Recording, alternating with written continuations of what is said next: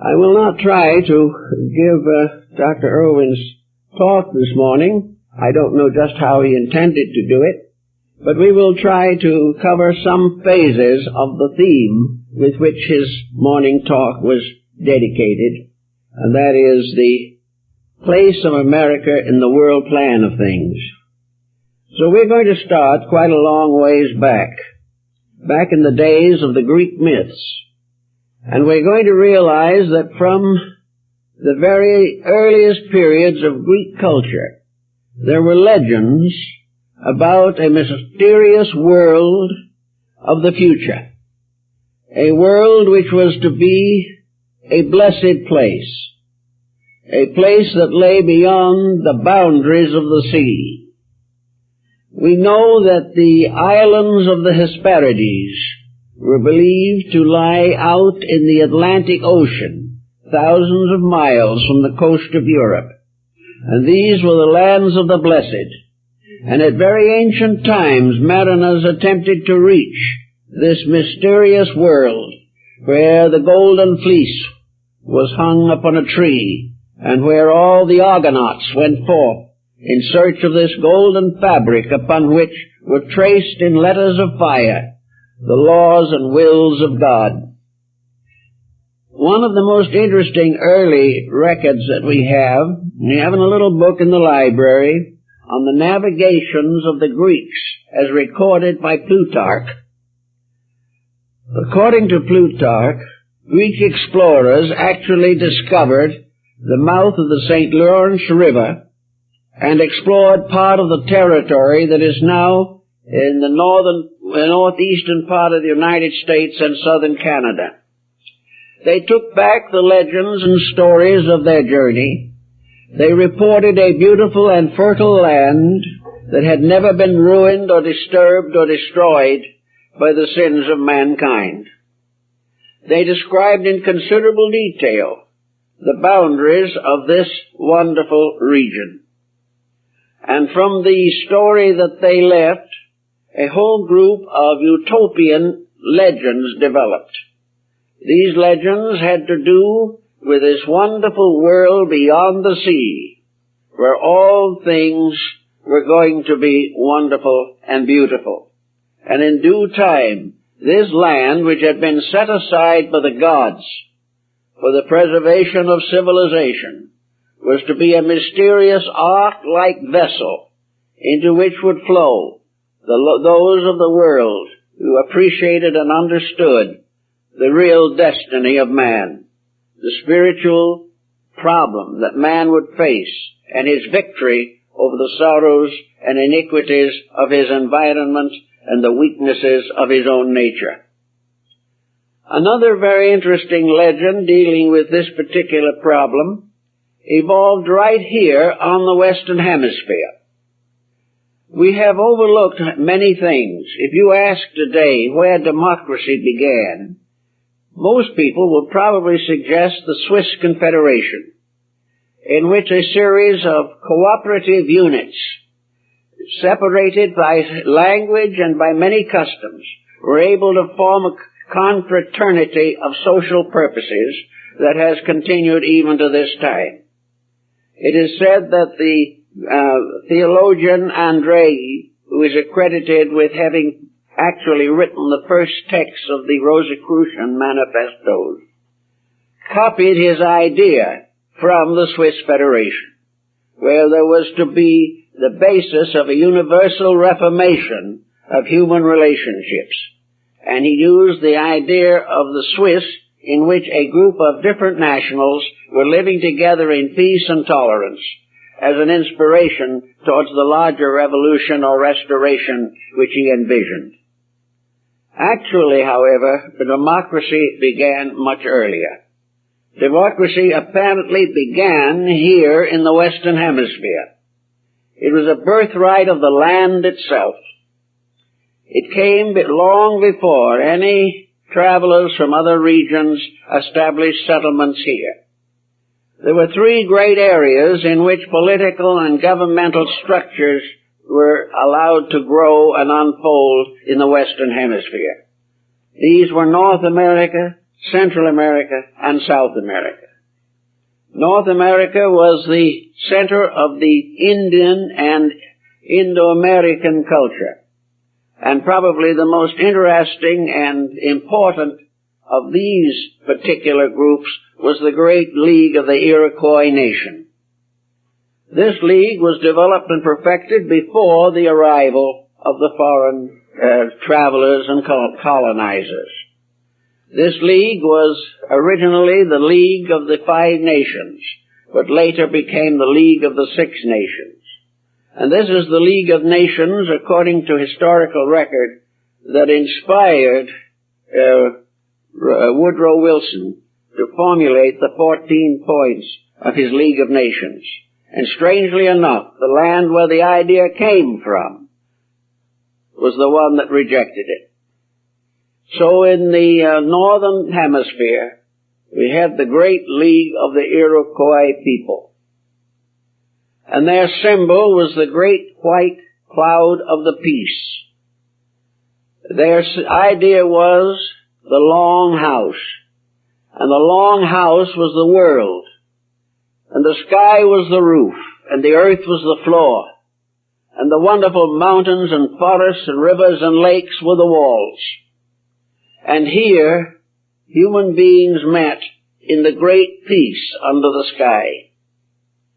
These people had a very interesting series of rules. In the Iroquois League, those who we would call senators today were called sachems. They were the wise ones, and they were elected by the tribes. Now it is interesting to note that while these sachems were all men, the only ones who could elect them were women. The women did not sit in the lodge, but they selected every one of them by vote, and the men were not allowed to vote. This is quite an interesting thing to happen long ago. Now when these sachems met together also, they were subject to certain rules. One was that no member of the League could vote for any project affecting his own group. In other words, he could vote for any state except his own. He had to be silent as to anything that would benefit him. He could vote on the benefits of others, but others had to vote on the benefits for him. Another very interesting point is that in the League of the Iroquois, decorum was the order of the day. Decorum was the most important thing of all. When a sachem arose, the chairman said, "The door is open." Therefore, the sachem or senator was able to give his speech, to tell what he considered to be important and necessary, to bring news, or to ask consideration for special privileges. No one was permitted to interrupt him. When he was through, he sat down. Then it was right for others to speak. But no criticism, no voice of anger, no temper, no conspiracies, no plots, no cartels were permitted under any condition. All relations had to be noble, they had to be gentle, they had to be wise, and they had to be kind. And anyone who broke that rule was thrown out. Now that's something rather interesting, starting among Aborigines, who, as one English author said, it was remarkable that this type of government, perhaps the highest form of democracy the world has ever known, came into existence among a group of Indians in blankets and feathers sitting under a tree. Sachems of the Great League went to England as guests of the government later, and were received as members of a noble family or as representatives of a noble government. They were always very wise and gentle people. Also, they are the ones who created the concept of the peace belt. The symbol of their league was a group of persons, all holding hands, and it was woven or beaded into wampum. And wherever an Indian messenger went, he carried the peace belt. He could go through any country. He could go through any warring area. He could actually move among enemies of the League. And he would always be respected because he was carrying the symbol of the belt. And incidentally, the Indians made a very special wampum belt for the one white man they learned to trust, William Penn. And the Penn peace belt is now in Philadelphia in the museum. And because it was not possible for Penn, who was not an Indian, to go to the Great Peace League in the sky when he left here, where all the nations of the world sat in peace together, he couldn't go into the Indians' happy hunting ground. So they got together and voted in wisdom to build him a little house just outside the gate so that he could watch his friends, the Indians, come and go. Now this was America in the 15th, 14th centuries, a land where peace was really very important, and where Daganoweda and his disciple Hiawatha taught the doctrine of the Great League. Now further to the south was the empire, the double empire of the Aztec and the Maya. And here we had another interesting example. We generally think of the Aztec-Maya Empire as being ruled over by emperors. But in this case, there was a strange similarity between their way of doing it and the practice that was then in vogue in India and Nepal 25 centuries ago. It is true that they had an emperor, but this emperor was not hereditary. He ruled during his own lifetime by election. And when he passed on, he could not nominate a successor. The successor had to be selected by the people and tested, not by the ballot, but by conduct. The new ruler had to have courage. He had to be brave in the presence of adversity. He had to be wise, capable of judging correctly the needs of the people. He had to love the people and take care of them and protect them and prove over a long period of time that he accepted a responsibility for them and not an opportunity for his own advancement. And when he had been checked, proved, and carefully examined and initiated into their religious rites, then he might be installed. But he would always have to be appointed by the people and not by any hereditary group or by any class or caste. As a result of that, we find in the Central American area some very interesting points that perhaps are worth remembering. First of all, that entire civilization never had a medium of exchange. No currency, no money. And yet they built over 60 cities. And many of those cities had populations running into the hundreds of thousands. They never had a wheel. They never had a bow and arrow. But of course they did have the glottal, the throwing spear, for protection. But they were very interesting people in many ways. For example, a young person, man or woman, had to accept as part of his birthright that he was the servant of the needs of all the people. He was not allowed to build a career in conflict with the needs of the people. He was not allowed to be competitive in relationship with other people. These things were forbidden him. He had to always consider the common good. He had to maintain the integrity, for any lowering of his own morale or his morality was considered as a desperate danger to the people. He was not permitted to use any alcoholic beverages under any condition until he was 65 years old. Then if he was tired and disillusioned, he could have a drink now and then. but all narcotics were forbidden to him as long as he was able to serve the state. It was only when he retired into private life that he was permitted to have any activity that was not fully justified by the state. So here we had a people that became very much given to architecture, to astronomy. When the Spaniards came over here, they corrected their calendars from the Maya calendar. They were not a group of aborigines, but a very interesting and wonderful people. And the great Florentine Sahagún, the great manuscript relating to the life of these people in the Laurentian Museum Library in Florence, describes a culture that is magnificent in its scope, and yet strangely barbaric, but barbaric with certain simple rules. Be honest. It's perfectly possible for a barbarian to be honest, and it is perfectly possible for a civilized person to be dishonest. So these people live by a very simple but powerful code. Further to the south, the great hierarchy of the Incas in Peru and in that area were very largely politically structured like the Aztecs and the Maya.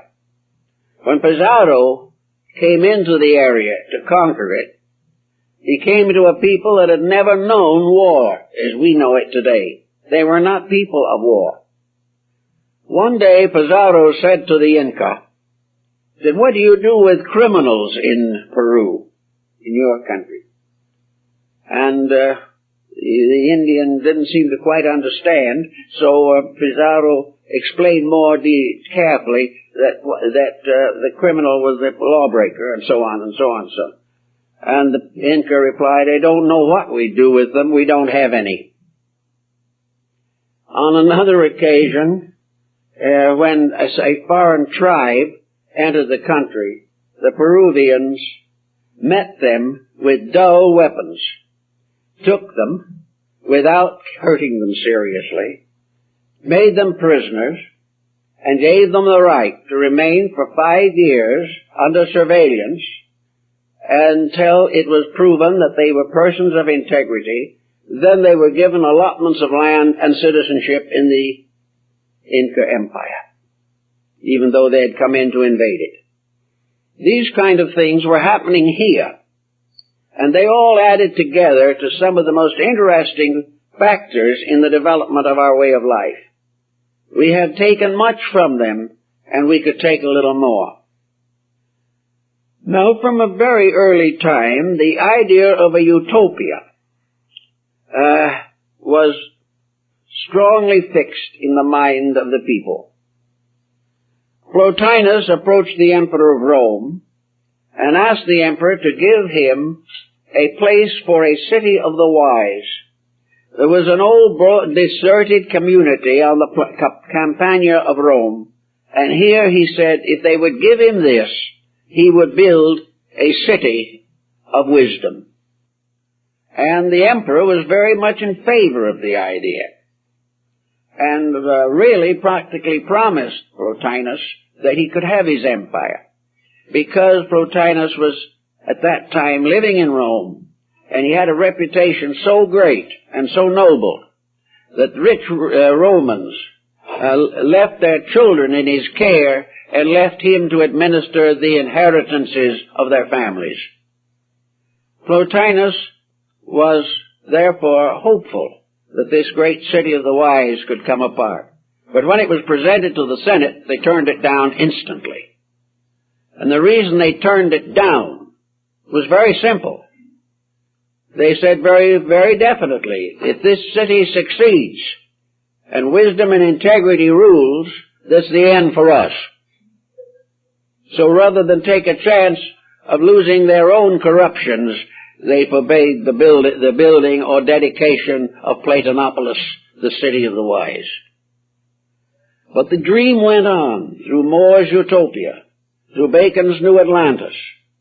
And in Bacon we find the summarizing of the whole concept, the New Atlantis, which is America. And here, from a very early time, from the first navigations of Columbus and those who followed him, there was the realization that this continent had been set aside by a power beyond that of man to provide the homeland of a united people bound together, as Gandhi said, by nothing stronger than the silken thread of love. That here was to be the great experiment. Here was the place in which the great involutionary processes of nations would be reversed and a great evolutionary process would set in. That opportunities and privileges and rights, that a clean earth free from the conspiracies of Europe would be able to accomplish that which was necessary. The Hindus have records of the ancient will of the gods on these matters. We hear the stories of the secret governments behind the government of the earth, that the spiritual laws that must be fulfilled in the due course of time, and that the fate of mankind finally does not rest completely in the hands of men, but in the hands of the divine plan, which man must ultimately learn to accept and obey. So there have been all kinds of interesting accounts flowing into what would constitute the Western paradise of Amitabha. This was the Buddhist concept, the paradise of the West, the Western world, that which lay beyond the mountains, beyond the great oceans. And we are told that the Seminoles of Florida originally believed and affirmed definitely that there was a land bridge between Europe and America at a very ancient time. That this land bridge was probably the lost continent of Atlantis. Now the Atlanteans seemingly had certain concepts that were important. But as Plato points out, they rose against the truth. They destroyed themselves by the corruption of knowledge. They created a scientific empire, and their own sciences destroyed them. And this was the record that was kept in the subterranean caves and grottos in Egypt under the temple of Isis at Sais. There was the story of the land that destroyed itself by losing its own virtues, by corrupting its own ways. But also Plato told us that there was a great navigation, a great mercantile between Atlantis and the other parts of the then known world. The Atlantean traders and merchants traveled into most distant places with very reliable and suitable ships, and carried goods and merchandise with them for trade and barter. Now it seems there is a possibility worth remembering that these merchants were not too different from merchants later. We know, for example, that when the Etruscans and the Near Eastern peoples entered into a trade with Western Europe, that their ships came along the coast of Europe into Great Britain and onto the coast of France, and that in doing so they left a great deal of the ancient beliefs and wisdoms of their people on the Western Hemisphere, on the European Hemisphere. So that we have given a thought to the idea that the Atlantean navigators very probably brought with them some colonizers. They traded, they did various things, but they also brought missionaries. They brought the same kind of traveler that we find in modern times. When a country opens another country to commerce, they send educators, they send all kinds of people, doctors and ministers, to advance the cultures of these new neighbors that they have made. Now, at some remote time, this seemingly happened in connection with the Atlantean distribution of land. For in this time, it would seem that these navigators landed on various areas and established centers of their own culture. Every nation of importance has the same origin legends, identical in every respect, that at a great time past, which men have no longer the memory of, ships dragons, boats, mysterious flying monsters came out of the sea. And from these came forth founders and creators of nations. And they came ashore, and they set up various colonies in the area where this navigation existed. In the case of the Aztec Maya complex, we are told that out of the sea came a raft of serpents, which was probably a boat. And on this raft was a mysterious elder, Quetzalcoatl, the feathered serpent. And he was a strange person, but he was not an Indian. He was probably as described as a light-complexioned person. He wore long robes and a great feathered bonnet, and on his robes were crosses, and he carried a crozier in his hand. And he came ashore near what is now Veracruz, and he taught the people. He gave them instructions in agriculture. He taught them medicine and art. He taught them the laws by which they could build a permanent culture. He gave them a written language, and he also gave them the rules of architecture, husbandry, and all of the learned cultures, including music, poetry, and literature. And having established a firm government, he then went back into the sea. He called for the raft of serpents, and it came back. And before he left, he turned to the people and said, "Take care of the things I have given you, and I will come back and rule over you again." So they kept the word, but he never came back. Instead of that came Cortez, much later. But when Montezuma knew that the ships of Cortez had arrived off the coast of Mexico, he sent messengers carrying with them the bonnet of the emperor, because he thought it was Quetzalcoatl returning. And he told his messengers to tell that he had kept the rules that had been given to him, and he was ready to turn over the empire to Quetzalcoatl.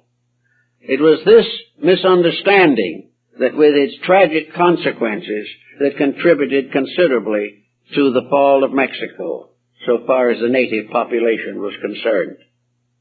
On the other side of the world, in Chaldea and Babylonia, there rose out of the sea a mysterious being, Oannes the fishman. This man came from somewhere beyond the oceans, and he walked upon the land, and he had a body of a human being and the head of a fish. I might remind you that the bishop's mitre is the head of a fish. And this being taught the people. He gave them the language. He taught them medicine and art. He taught them agriculture. He taught exactly the same things that Quetzalcoatl had taught to the Western Hemisphere. He also returned to the sea and said he would return, but he never came back. Now it is believed by some at least that these were from the Atlantean continent. They were civilizers from that mysterious land that vanished away, according to the Codex Torano, taking 60 million people to death in a single night. The reason they never came back was because they had been destroyed. But at the same time, there seems to be a great distribution of culture that traces back all the way to the Atlantean period, in which the foundations of civilization, as we know them, have their footings and bases. Now, after the gradual development of a concept of the Western world, after the voyages of Drake and the voyages of Columbus and Magellan and all these travelers, the new land began to open up as a great center of future world culture. At about the same time, there were rumblings in Europe of the impossibility of developing a permanent, unified culture in Europe. Europe was locked in wars from the Crusades to the 100 Years' War and the 30 Years' War. It was all conflict and struggle between small, petty despots to control the common people. One of the most interesting of the people of that time, as far as the Utopians were concerned, was Andre, the Lutheran theologian. He lived through 3 different periods in which his home, his libraries, and everything that he had were destroyed by war. We find war, therefore, the great enemy. But somehow, for one reason or another, there were also rising prophets.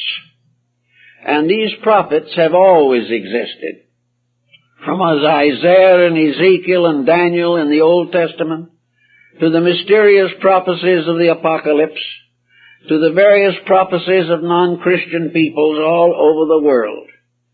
There have been a series of revelations that have been very difficult to define or to explain. We find the prophecies of Paracelsus, a sober physician, who also had a vision of the shape of things to come. All over the world we have these different realizations, like that of Nostradamus. One way or another, the message came through that there was a plan for the Western Hemisphere. This plan probably was known also to the Mongols under Genghis Khan and Kubla Khan, because Kubla Khan was trading horses with the princes of the Medici family. Asia was not as far away then as it has been later. And it was also there that in China the emperor had the vision of the golden being that was going to come and bring peace to the world. The Taoists of China believed there was a paradise to where good souls went and lived forever in peace. They called it the Paradise of the West. This Paradise of the West sort of built up a reputation for itself. A reputation of beauty, of wonder, of unspoiled land, of common kindness, and of peace and freedom from all of the stress and emergencies of European life. There's no doubt in the world that the founding fathers of this country were at least in part aware of the older stories, because they were on everyone's lips in those days, as strange tales are now constantly repeated and disseminated. There is no doubt in the world that a plan was instituted, by means of which it was hoped that the mysterious powers behind our normal way of life were guiding this nation to its full destiny. Now, the interruptions and sorrows of this situation have also been carefully mentioned. We know the vision of Lincoln and his own realization that his destiny had come. Lincoln definitely realized or believed that he was there for a purpose, and that purpose fulfilled, he saw the black ship that would carry him away forever. There was the rough prophecy that was written the day of the birth of George Washington, telling through the problems and the difficulties of the nation. There is also the story of the prophecy of Valley Forge, where George Washington saw the future of the country, saw the great trials through which it would pass, but realized that it would emerge triumphantly in the end. There was Macmillan's dream, the dream of the American general, and there was another dream or two, not only from these formal sources, but from other little quiet people who have had visions again and again, visions of the saints, of the mystics, of the seers, visions that came to people like Andrew Jackson Davis and Baron Emanuel Swedenborg. From the inside of man himself, there seemed to be constantly emerging visions, dreams, and hopes, which he believed should someday be brought together to form a new way of life for people in this world. And now, as the result of so many of these older plans, the carefully laid foundations that were some of them built 3,000 and 4,000 years ago, we have come to our present emergency. an emergency which, strangely enough, seems to be really unnecessary.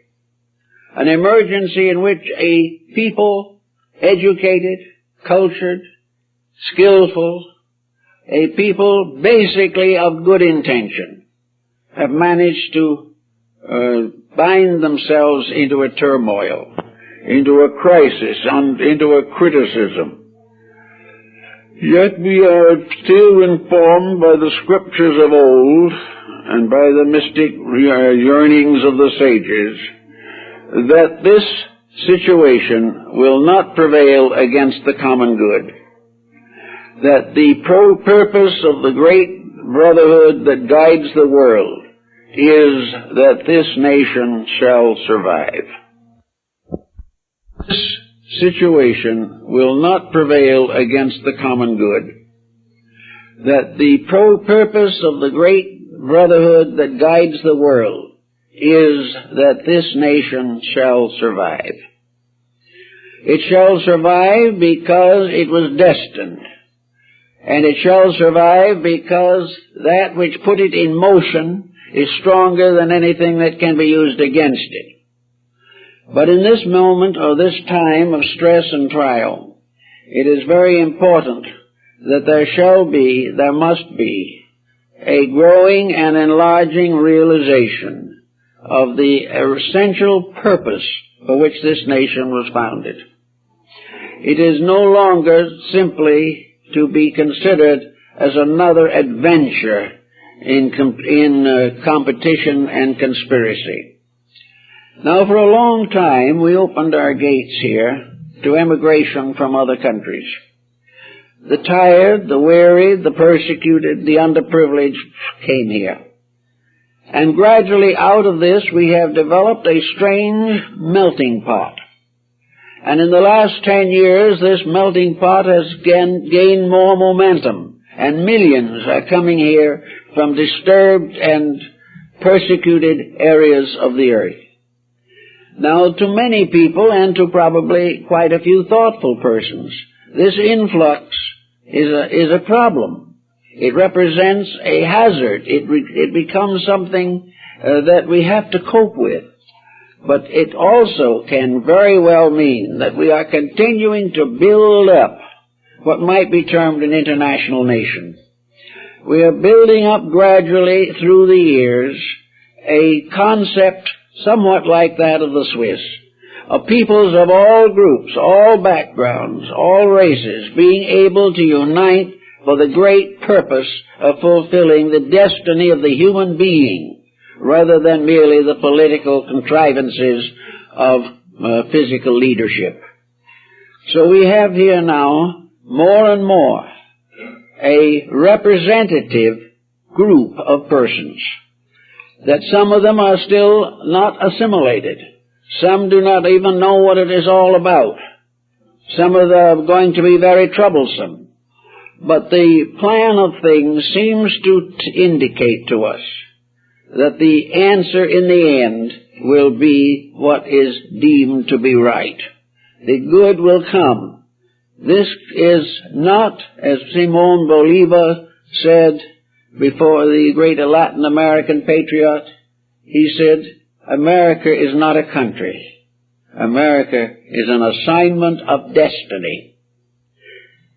Now, people don't think much of assignments of destiny. We are all gravely troubled. We are all worried and frightened by situations which we find beyond our control. But if we are correct, and I believe we are, that there is a destiny that is beyond our own keeping, that man has the right to make mistakes, but he does not have the right to destroy himself, that no matter what happens, all things work together for good. Something, the greatest good of all, comes from the greatest labor of all. The greatest security is the result of overcoming the greatest insecurity. All the way along, we have had leadership that was wise and leadership that was not wise. But we gradually are beginning to wake up ourselves little by little, this country is beginning to take on the measure of its own destiny. It is beginning to think in terms of what the individual himself must do.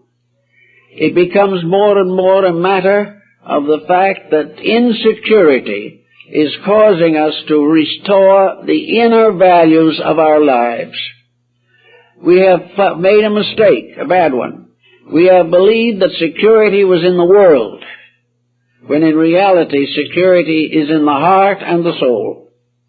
There can be no security except that which can be earned or manifested from within the depths of ourselves. And we are being tempered by a fire of adversity, but we are not going to be destroyed. We are gradually going to find the answer that we know is an answer founded in religion, founded in spiritual values, in integrities, in morality, and in ethics. And we see this gradually developing right now in this world. Millions of people who not long ago had very little but superficial thoughts are now beginning to sense the importance of investigating, considering, enlarging, and improving their own inner lives and making new and gracious dedications to the common good. So out of the worst problem, we can perhaps come to what one of the old statements that was made, namely, that the greatest sinner makes the greatest saint. And we ought to be pretty sanctified pretty soon now. We ought to be well aware that, contrary to general opinion, innocence and virtue are not the same thing. Innocence is ignorance, weakness. The individual who is right because he doesn't know what right and wrong are.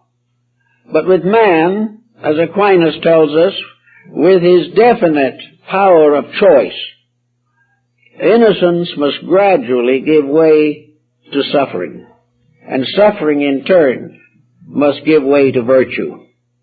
The end of all our striving is the transformation of ignorance into virtue.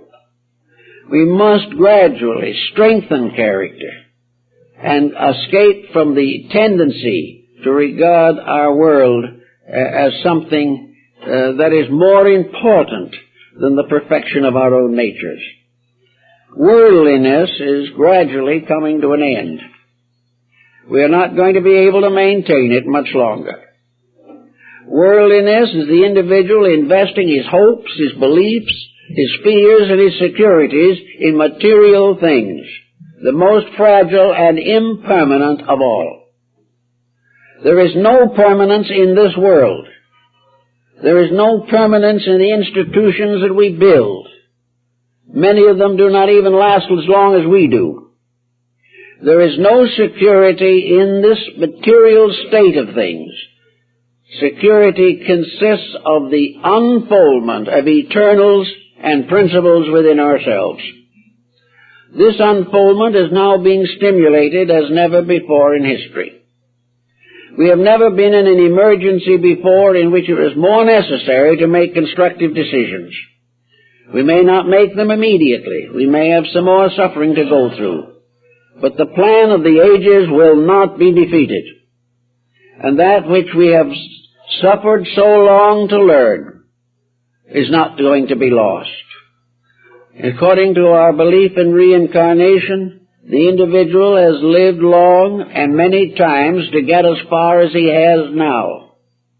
He has suffered much in growth already. He has gone through many tragedies, some of which are recorded on the pages of history, and others are recorded only on the tablets of the soul. But he has gone through much. He has struggled through all kinds of sorrows and tragedies and misfortunes. He has been victimized many times. He has victimized himself many times. But through it all, he has come to now. And this long journey is not going to be frustrated. It may take time before the internal is strong enough to control the external. But that's what has been building up since the beginning. Man's gradual victory over the weaknesses in himself. And this victory must continue until it is accomplished. Our patriots in this country and in other countries also, those who have tried to lead their people into a better way of life, have never had it easy. The great Latin American liberator whom we mentioned before, Simon Bolivar, died of a broken heart in a borrowed nightshirt in a bed that did not belong to him. It has been very hard, but it is better to recognize that failure in the cause of something that must ultimately succeed is better than success in a cause that must ultimately fail. So in this emergency, men and people are beginning to turn towards a philosophy of life that we have always had, but for a long time we paid little attention to it.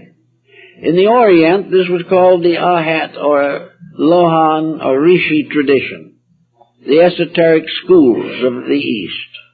In Europe and the West, it has been referred to as the schools of the adepts. And there has always been the belief that somewhere beyond, above, unseen, but more real than anything that we can possibly see, is the invisible government of the world. The ancients believed that this government was located in the Gobi Desert of Mongolia, that with the motion of the poles, the alternation of the poles, it has traveled somewhat. But wherever it is composed of beings of our own order or of other orders who have been brought together for the purpose of making certain that humanity could not fail. They have always protected but never interfered. They will not come forth and save man from his own weakness, but they will help him to save himself through his own strength. They have brought teachings, wisdom, schools of thought. They established the ancient mysteries. They gave us the great world teachers. They are still quietly but inevitably working, and always will. And their instruments are enlightened and dedicated human beings. Now, many of these dedicated and human beings will never know that they have been selected for anything more than a common destiny. They will never realize that they are being especially used. But if they will be quiet for a moment and realize the facts about themselves, they may gain some interesting impressions. The famous statement of Lord Bacon is indicative of this point. He said that he was convinced that he had been born to be of advantage to mankind. Now, there are people who are born to be of advantage to other people. From the earliest life, they are dedicated without perhaps any idea of why or to what they are dedicated. But they become inevitably the servants of human need. We have many interesting records of these people, missionaries, physicians, judges, merchants, all kinds of people who have lived from certain basic principles. Some trace these principles back to metaphysical experiences. A great many people drawn to the life of wisdom have had some kind of an archetypal dream or a vision or a mysterious happening that has become more powerful than all the ignorance of the world could defeat. It is thus what we find again from Plotinus, where he said that on one or two occasions for a brief moment he had been picked up into union with his God, and that those were tiny little moments, but they never were forgotten, and the individual who had experienced them never lost the value or the vitality of this simple, sudden, short experience, an experience of enlightenment, the same type of experience described by Havelock Ellis in his Dance of Life. These experiences happen to people. Sometimes what might be termed a series of curious circumstances that don't seem to make very much sense in themselves, but twists things around until suddenly the individual finds that he has what the old minister used to call a call. He is called to the Lord. Now, as it also says in that statement, many are called, but few are chosen. Some of these calls probably are emotional, some of them are hope, some of them are mental experiences without much validity. But if these calls that come to people change these people, give them a dedication to something greater than themselves, then many people, especially in the Orient, believes that when the individual is called to be more than himself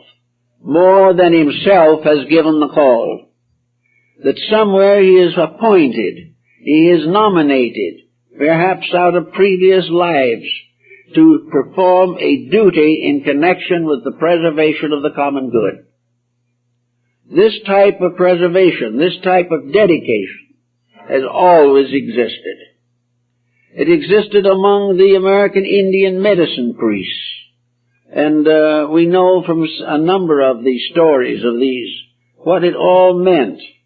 We know, for example, that a boy, a young fellow starting out in life, has to go out and perform a vigil.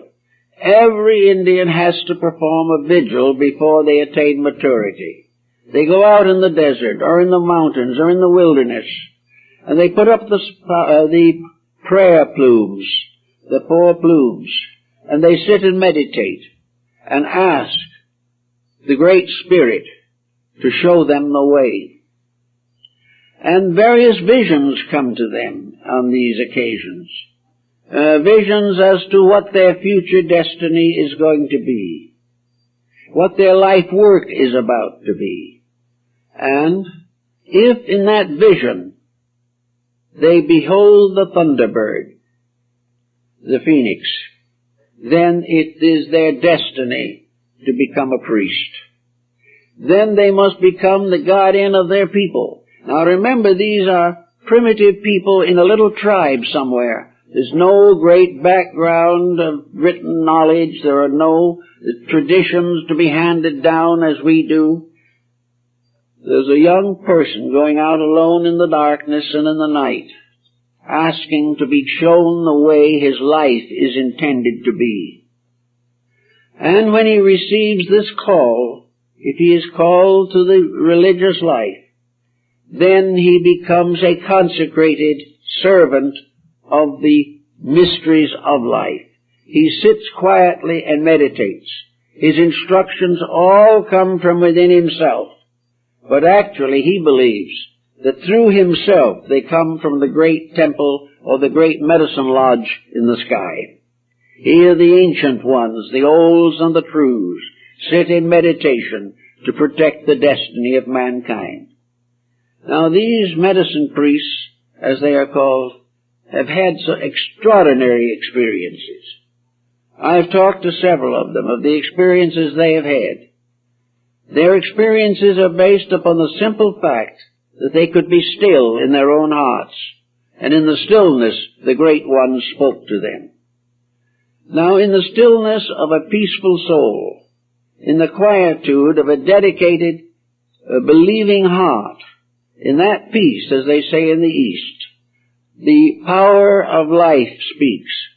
When the individual relaxes away from his own fears, he becomes receptive to the great hopes that rest in space around him. And the great medicine lodge in the sky will comfort him and bring him light. I know that one Indian that went out by alone in the forest, he was a medicine priest.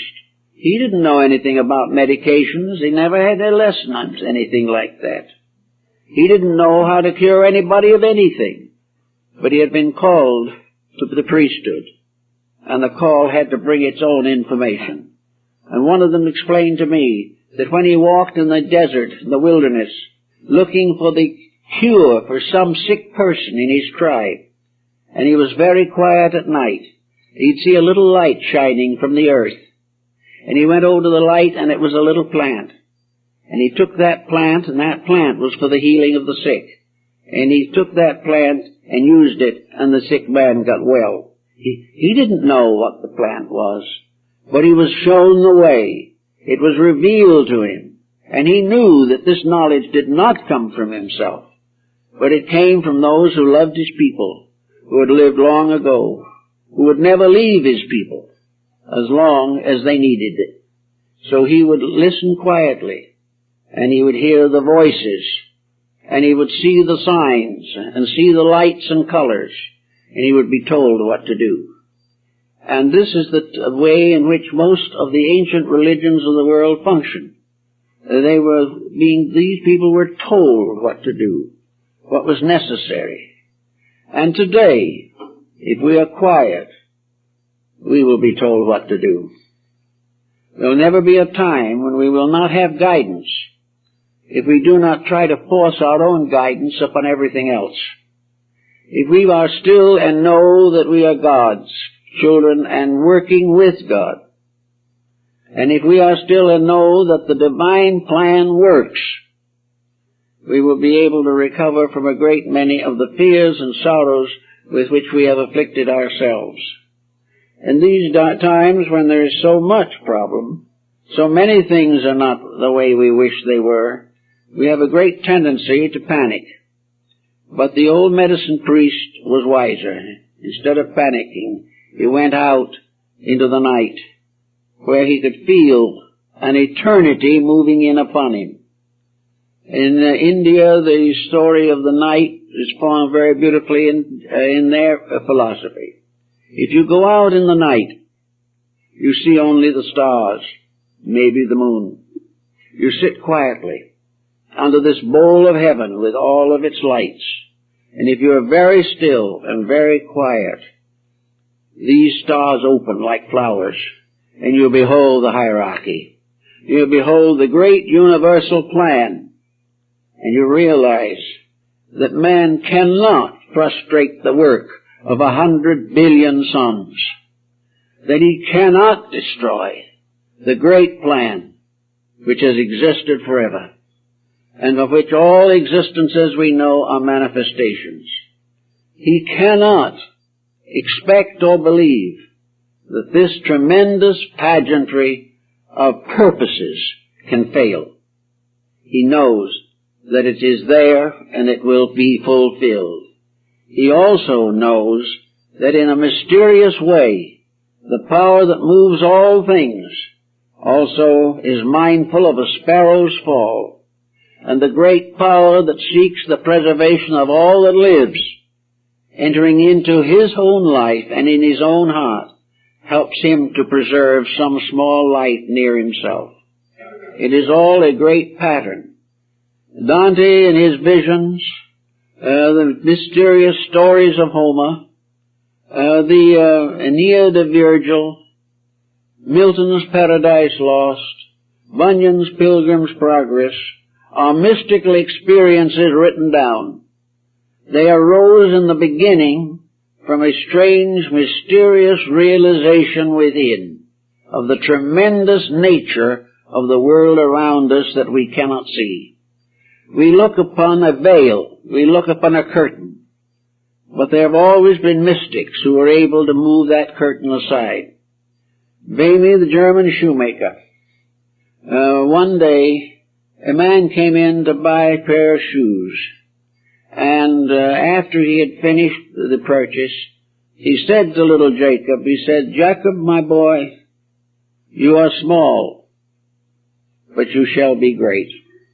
And he vanished and was never seen again. Years later, Bamy, while still working at his last, looked up and his eye caught a pewter plate on a rack. And in that instant there was an explosion within himself. His head seemed to break open, and he suddenly beheld the hierarchy. He saw the great orders of angels and archangels reaching out into space. He beheld the purpose and meaning of the world.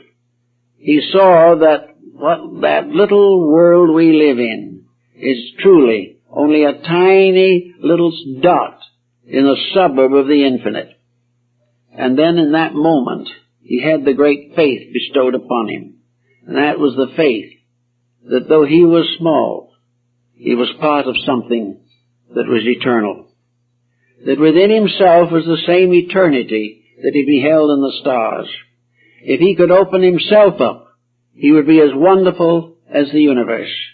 If he could see the fullness of himself, it would rival the grandeur of heaven. But these things are hidden and secret. But in a very quiet way, he lived his life, and he taught, and he did the things he believed. The Spirit had descended upon him. He had received the call.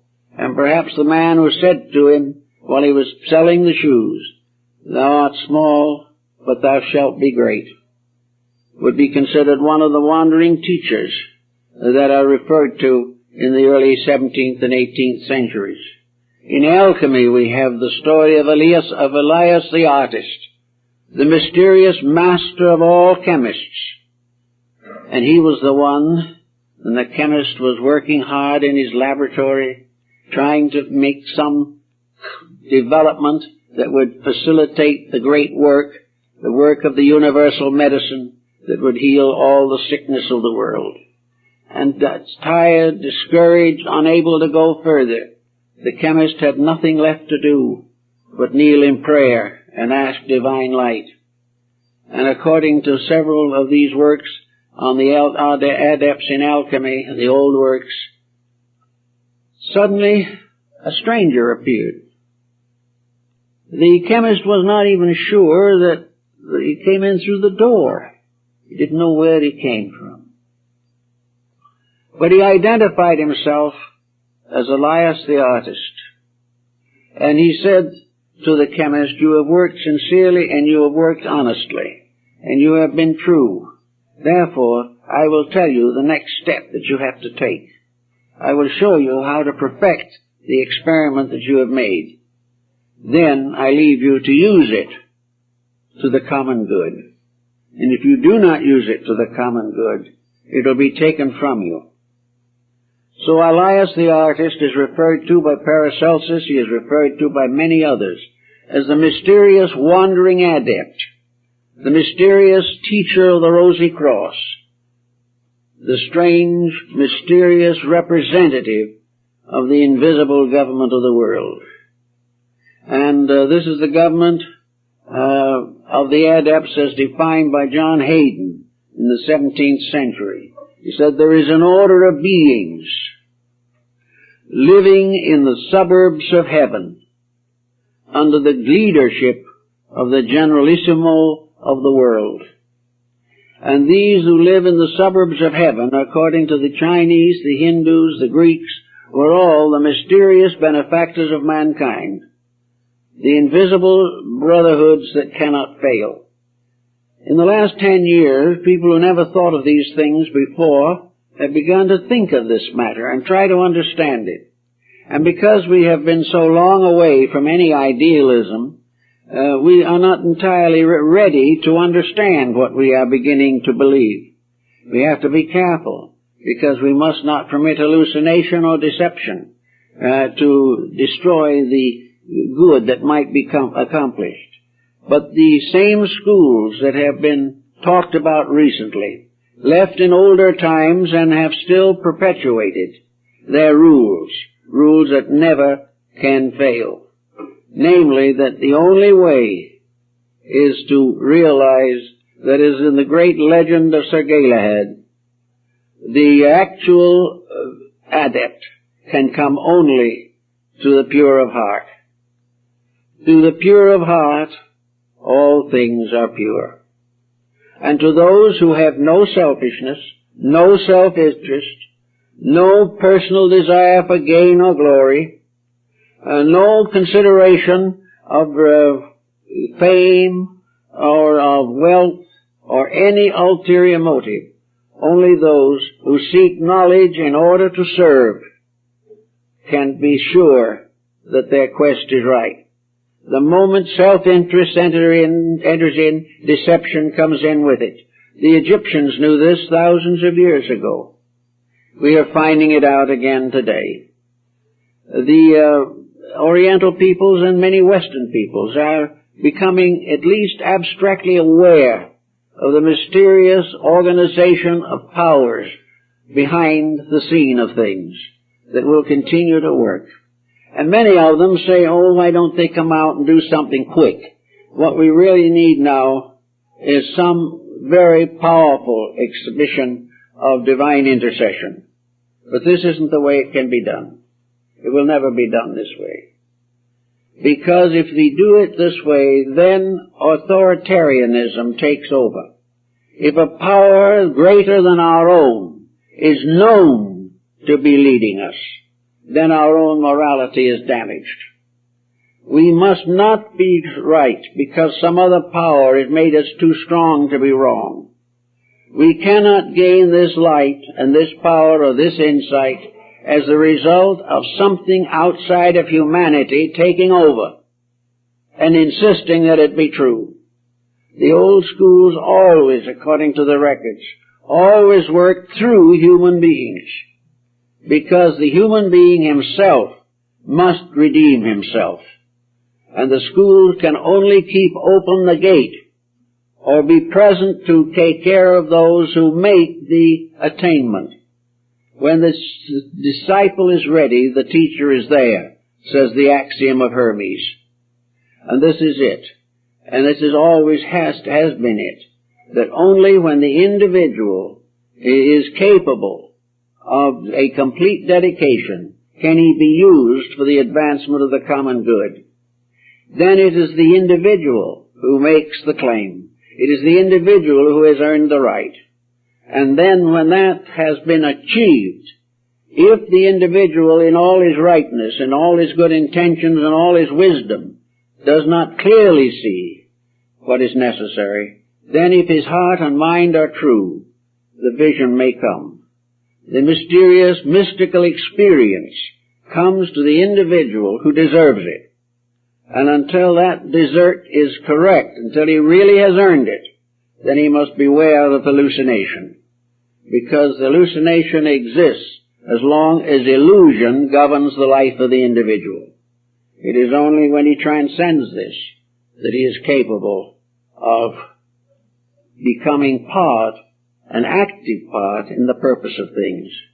Whether he knows it or not is not important, really.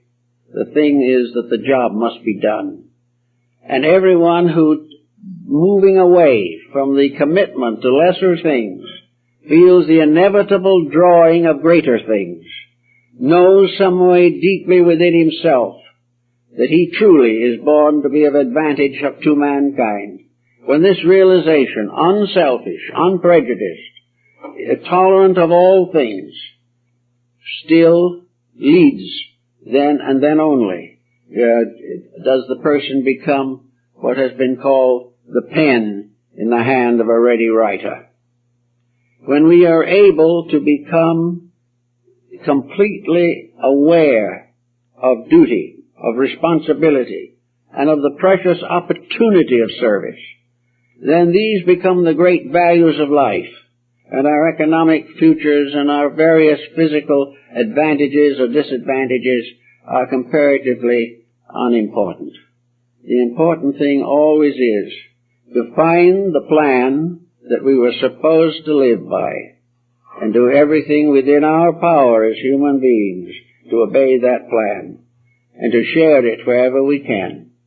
But each person becomes a disciple of the great purpose when a voluntary dedication of his own life to that purpose, without reservation and without condition, arises within himself, of himself, and by himself. At that time, he truly becomes an instrument in the universal plan of human growth. And more people every day are beginning to realize this. And out of the confusion of the uninformed or the uncertain is coming gradually the realization that salvation must be earned, and that all things will make this possible, and that our land and our world, regardless of what happens, will in the end be the land of the blessed, the planet on which redeemed human beings maintain the order of life and rise above the temptations and futilities which have dominated so many for so long. It may be a long, hard journey, but it is worth it. It must happen. It must be the way, and each one of us must make every effort we can to advance the good, preserve that which is right, forgive our enemies, and stand firm for those eternal principles that have guided man since the beginning of his existence. Well, friends, I think that's all for this morning.